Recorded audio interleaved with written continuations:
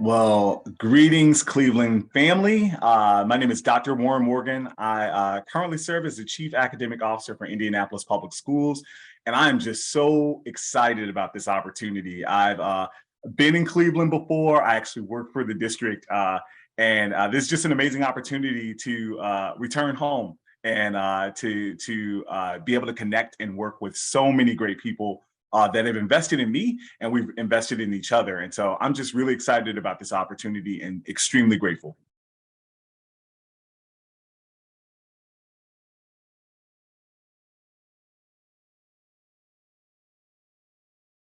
Well, when I first found out about this wonderful opportunity for the CEO role of Cleveland to be open, uh, I knew I immediately had to consider it.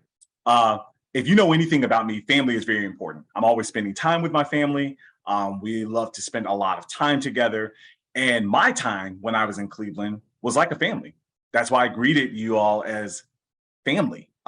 When I came to Cleveland, though I have family that live in Cleveland, when I came to CMSD years ago, I was living in Chicago and I was new to the community, but I was embraced by the school leaders, by students, by my church family that was there, my fraternity. It is a big family. One of my favorite moments was when we had a kickoff event for the Investment Network 2 schools. And our slogan was, I'm invested too. And not only did I get a chance to share my leadership story with every single staff member within our schools, every school community came up with cheers and chants, rallying about how excited we were about the upcoming school year and what we were going to do for our scholars. We talked about our goals, we talked about our dreams, and together through that year, through the ups and downs, we achieved those dreams and goals. And it felt like a big family. And so I'm just excited about this opportunity to come back to work with so many that we've done work together in the past, and we have a lot of work to do in the future, but really excited to return home to this family.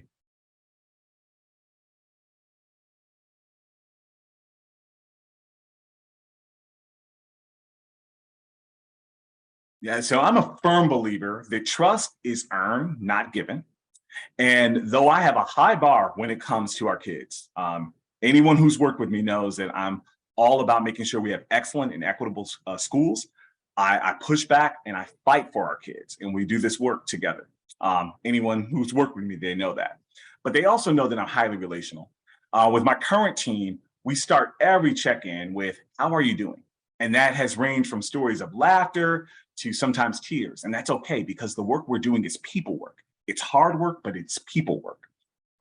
We have culture check-ins with our team because we just have to make sure that we're checking in as people. And there's not a birthday that goes by, a holiday that doesn't go by, that we do not celebrate each other and celebrate the work because we have to do that as we move through. Even people that I've worked with in Cleveland before, they know that I have a very high bar when it comes to what we're doing for our kids, and we will work hard. I will work hard and put myself into this work to make sure that our kids have the schools that they need and deserve. But at the same time, we will do this together. And so I'm looking forward to this opportunity to work with the community, including students, to learn from, lean in, be vulnerable when I don't have the answers, but do this work together because it is highly relational people work.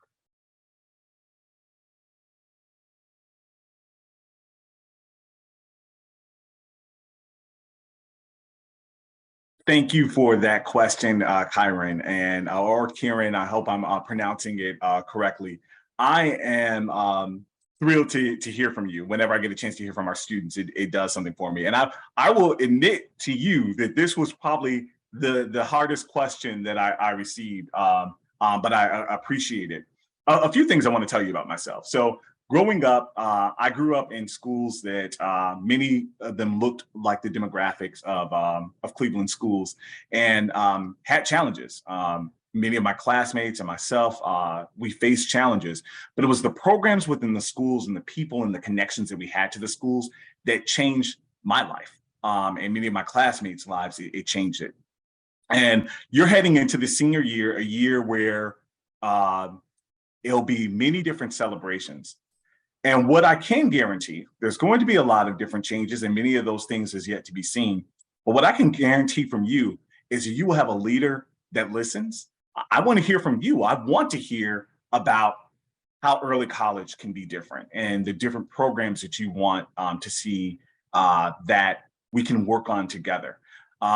You will also see me as someone highly visible that believes in student voice. And I know that student voice has already been a big priority for Cleveland Metropolitan School District, but really making sure the student voice is elevated, that the voices of our students are heard within the community, and that when those accomplishments and achievements happen, that they're celebrated within the community.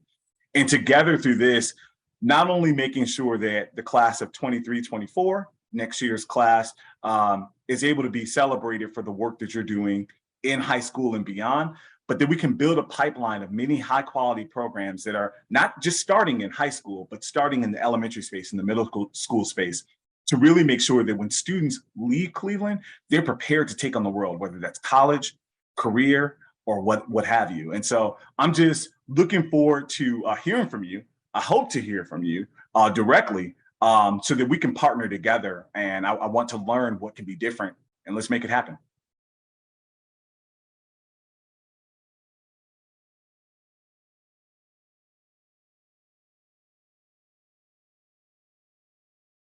Hi, Ms. Shepard. It's great to hear from you. So within the first 100 days, there are three big things that I want to do. And they all start with L's. That is listening, learning, and leading. I want to do listening tours. And this is not just something that will be within the first 100 days, it's ongoing. But I want to hear from every stakeholder group, our teachers, students, support staff, school leaders, central office leaders, community members, parents. I want to be out in the community, and there will be a mixture of formal town halls, but then also informal coffee chats where you can come share anything with me, share challenges, share celebrations. We love to hear the celebrations, but it's a chance to just listen and hear from the community. This is our district, but many of you have been here for years. This is your life. And so I'm not coming in to impose my agenda. I'm coming in to work with you so that we can better our schools collectively. And so this is a partnership. So I have to listen. The next thing after doing those listening tours is really learning and looking at not only all of our data, but looking at the Cleveland plan, where we've done well in and the progress we have to move forward. We've done so much work. I remember being in CMSD in the very early days of the Cleveland plan, and it's just great to see how much the district has accomplished in this time, but we have a lot of work to do. And so taking from those listening tours and just learning and figuring out how we can put together a plan, which leads me to that last phase of leading. One thing that is a big strength of mine is setting together a bold vision, one that we can really rally behind, and one where we can be relentless about, with goals, ambitious goals, realistic goals that we can hit and achieve. And anyone who's worked with me know that I've done this in the past, whether that's through our strategic plan, whether that is through the ambitious academic work we've done here in Indianapolis, where we've achieved some of the greatest gains within the state, outperforming many of our neighborhood townships. We could do this work. I've done this work before. I've done it in Cleveland, in some of our most challenging schools. And so that's where I would step in and lead. And let's not get it misconstrued.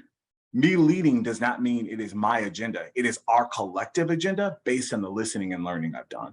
And so looking forward to doing that within the first 100 days.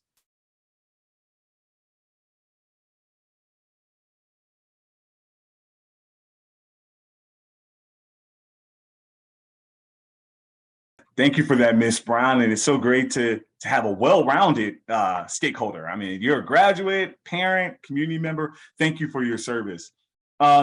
So knowing the needs of our 17 wards are completely different. And I know this from being there. The needs of the Glenville community are different from the Central Promise neighborhood, are different from Detroit Shoreway. Very, very different. But what is all the same theme is that everyone cares about their kid. Parents, you're our kids' first teacher. No one can love them, invest in them more than you.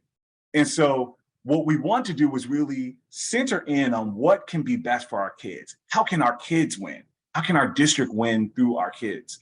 And I found that when rallying a community around our students and what's possible for our students is a way to take many different interests, many different stakeholder group needs, and come together with a bold plan and vision. Um, I remember when I was a school leader in Chicago, we had what was called local school councils. And this was almost like a mini board within our school. And the school I led, the high school I led, our local school council had been inactive for years. But when we rallied our parents together, I had parents of many different backgrounds, some that worked, some that didn't, some that were community members, and rallying around the issues around safety for students passing, walking to school. Some of the gang violence that was on the corner on the streets, rallying around that, saying we need a safe community and a safe school. Our parents and our students went to a community forum that was held by the mayor at that time. And I remember our students asking the police superintendent at that time, what are you going to do to fix our schools? And this was big for our principal advisory council that I held at the time. And through that work together, coming together with students, parents, we made an agenda that actually pushed on the police superintendent to actually make safe passages within our walkways to and from school. And this is the type of work I want to do. Even though the wards are very different, there are many different wards, we can do this collectively together by thinking about how our students win and how we keep our scholars safe.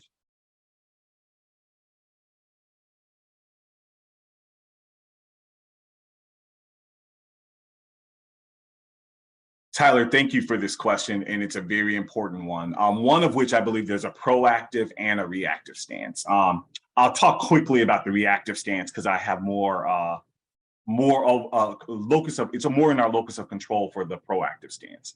But on the reactive stance, we must continue to fight for teacher education programs. That's at the state level, at the federal level, that is fighting for equity of pay for teachers and teacher leaders and teacher pathways. I've had background on the policy side of work, both at the state and the federal level, working at the U.S. Department of Education.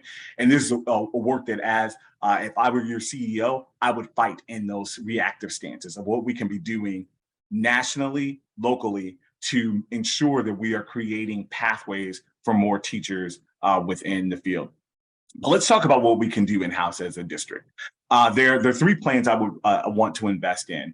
The first one is a Grow Your Own program, where we're partnering with local universities to certify many of our paraprofessionals, give our paraprofessionals education degrees and then certify them. They've been already working in the schools and have great relationships with our kids. Why not make these our teachers? And there's a way to do that. Also, with the Grow Your Own, a student pathway within high schools for students that may be interested in education, partner with a university. We're doing that here in Indianapolis, where partnering with Butler University, students can actually go to Butler and then have a commitment back to the district to work in the district. Those are types of programs for the Grow Your Own. The next is creating affinity spaces. Our teachers are people, aside of the hard work that you're doing every day in the classroom, and you need to be seen, heard, and felt. One of my favorite things I did in Cleveland was when we had a Black male educator affinity space that I helped create with many other leaders in the district. And it was a space where we could develop, support one another, but then also really think about recruitment and retention. And we need affinity spaces across all lines of differences, not only races, genders, identities, so our teachers can be seen, heard, and also think about that next generation. And the final thing is thinking about our teacher development pathways. We have teachers in our school, and then there's guidance counselors, and then there's school leaders. But not all teachers want to go in school leadership. So what are the different pathways? What is the work that we have to do collectively together, whether that's curriculum writing, pacing guides, instructional leadership? How can we create formal pathways and pipelines to use the talent within our system to help us tackle some of the most consequential work? And I'm all for that. And that would be ways that I would help to retain the teachers we have in our system. But then also when neighboring teachers see that this is the work that we're doing in CMSD, they're gonna say, hey, I wanna go over there because they're doing something special and they're investing in developing me as a professional.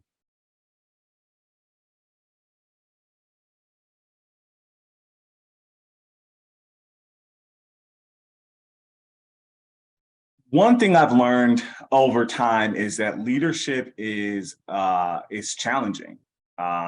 It's one, especially in this day and age, where people would ask, who will want to step up and be a leader? But what I found is when you lead with humility, grace, vulnerability, but with a strength behind what is possible and what we're doing, anything is possible, and you can tackle any challenge. And so I leave you with that. I am a leader that is humble. I'm a leader that likes to build relationships.